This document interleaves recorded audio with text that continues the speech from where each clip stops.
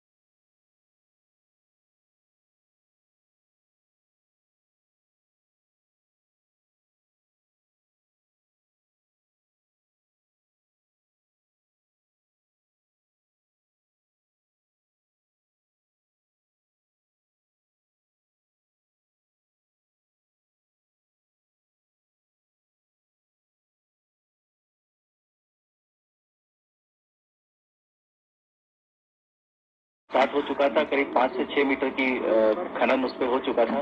तो at present अभी जब हम बैठे हैं 24 मीटर हम अंदर पहुंच चुके हैं, जो मेरे हिसाब से बहुत अच्छी स्थिति है। और हम कोशिश कर रहे हैं कि जल्द से जल्द दूसरे छोर को हम पकड़ के वहां पर जा सकें। और जैसा कल मैंने बताया था आपको कि जो मशीन काम करी, इसकी भी रिडंडेंसी के लिए हम लोग आज एक और मशीन को एयरलिफ्ट कर रहे हैं, वो इंदौर से हमारे पास आएगी।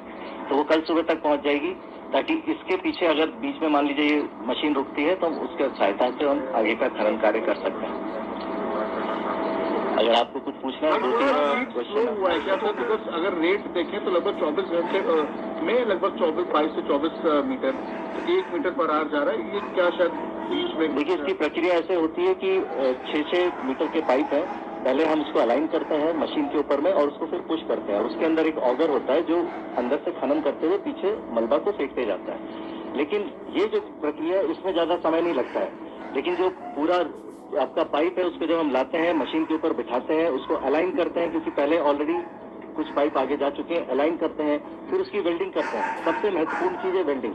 तो ये बड़ा नाजुक प्रक्रिया है, इसमें कहीं पर भी इधर उधर होने से अगर 1 सेंटीमीटर भी इधर उधर हो जाए तो आप जान सकते हैं कि मान लीजिए आप 30 मीटर पहुंचे हैं और 25 मीटर 30 मीटर के बीच में कहीं ब्रेकेज हो जाए, तो हम वो नहीं चाहते हैं। तो हम उसको अच्छी तरह से इंश्योर कर लेते हैं कि वो चीज ठीक हो जाए। तो इसके लिए उसमें टाइम लगता है, तो हम इंश्योर कर रहे हैं। तो ये जो आप रेट जो मैंने बोला था वो एक आइडियल रेट होता है, लेकिन जो हम अचीव कर रहे हैं आपने ठीक बताया 1 से 2 मीटर ही अचीव कर पा रहे हैं।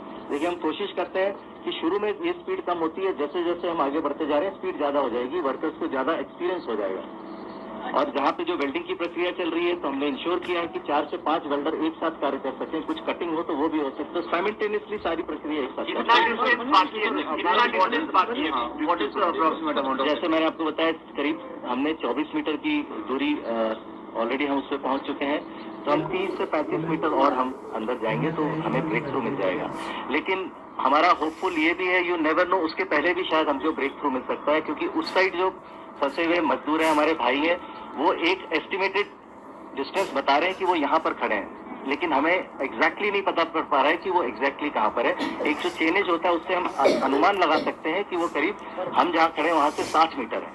तो 60 में 24 हो गया, तो आप मान लीजिए और कितने मीटर आप बाकी है, तो वो हम कोई इशू आ रहा है इस वजह से और मशीन लानी पड़ेगी? नहीं, वो हमारे आपको मैंने पहले भी बताया, हम 1 2 3 बैकअप क्रिएट करके रखते हैं ताकि कहीं पर भी कार्य जो है किसी भी स्थान पे वो रुके नहीं, आगे बढ़ता रहे।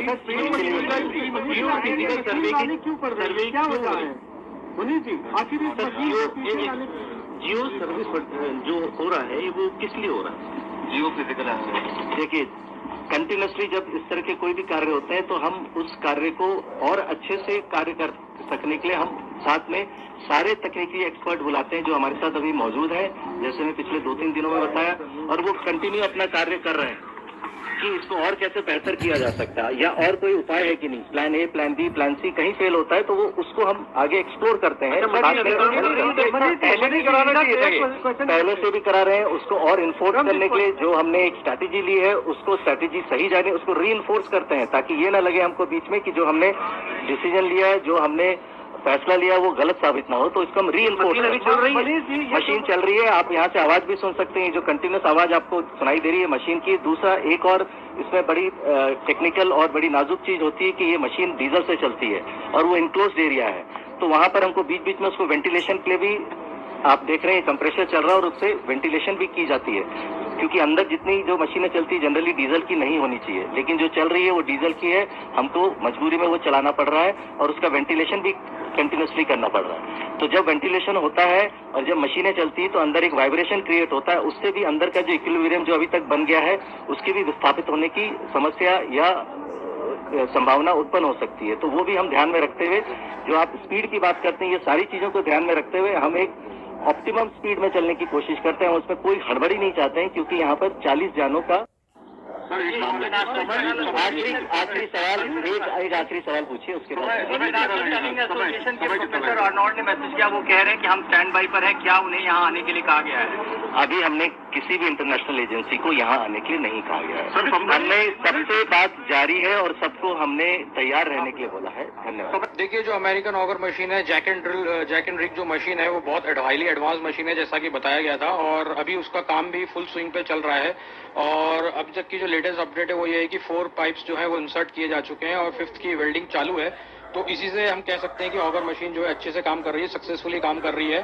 और अगर रुकावटें नहीं आती बीच में इसमें डेब्री में, तो हम इसको जल्दी से जल्दी टनल बना के उनको सबको रेस्क्यू कर लेंगे। सर, जैसे कि 4 पाइपलाइन डली है, तो तकरीबन 24-25 मीटर पाइपलाइन डलने के बाद क्या प्रॉब्लम आई है, क्या मेटल मिला है? देखिए अभी तक तो ऐसी कोई मेरे को कोई सूचना नहीं है कि कोई बहुत भारी अवरुद्ध हुआ हो, ऐसा कुछ नहीं है। मशीन अच्छे से चल रही है और अभी कुछ 25 मीटर के लगभग जो है पाइप्स बिछा दिए गए हैं और आगे की कार्रवाई गतिमान है। अभी आगे 5 मीटर पर क्या रुकावटें क्या आई है जिस वजह से काम? जी नहीं, अभी कोई रुकावटें नहीं आई है। 3 बजे कुछ ऐसा बताया गया था कि कुछ आगे कुछ बोल्डर आ गया है, तो बट उसको सबको रुकावटों को दूर कर लिया गया है और अभी मशीन चल रही है। काम चालू है बिल्कुल। तो अगर सर रेशियो देखा जाए, अगर 4 पाइपलाइन डली है, हमें 60 से 70 मीटर तक जाना है, तो 10 से 11 पाइप डलनी है, तो हम महज सिर्फ 5-6 पाइप दूर हैं जो फंसे मजदूर हैं उन तक पहुंचने में। देखिए डेडलाइन जैसा कि मैंने बताया आपको, कुछ नहीं बोल सकते कि कब तक खत्म हो पाएगा, बट यही मैं वापस बोल रहा हूँ कि ऑपरेशन जो है टेक्निकल वर्कर्स है वो पूरे राउंड द क्लॉक बहुत मेहनत से काम कर रहे हैं और जल्दी इस ऑपरेशन को खत्म कर लिया जाएगा टनल बिछा के और सभी को रेस्क्यू किया जाएगा। 40 एनडीआरएफ की टीम आज ज्यादा सशक्त है और तैयारी में है, इससे ये पता चल पा रहा है कि एनडीआरएफ की टीम अब रेस्क्यू के लिए शाम तक तकरीबन अगर हम 10 पाइपलाइन डाल पाते हैं तो वो लोग जाएंगे रेस्क्यू के लिए। बिल्कुल, इनका जो है हम लोग एसडीआरएफ, एनडीआरएफ, पुलिस और फायर सर्विस का प्रॉपर मेडिकल वर्कर्स इन सबका प्रॉपर कोऑर्डिनेशन में एक मॉक ड्रिल भी करवा रहे हैं अभी, और पुलिस सहायता केंद्र भी बनाया गया है यहाँ पे, ताकि जो है हम जब वो रेस्क्यू जो वर्कर्स हैं बाहर आए तो उनको किस तरह से जल्दी सुरक्षित स्थान पे, मेडिकल स्थान पे उनको जो भी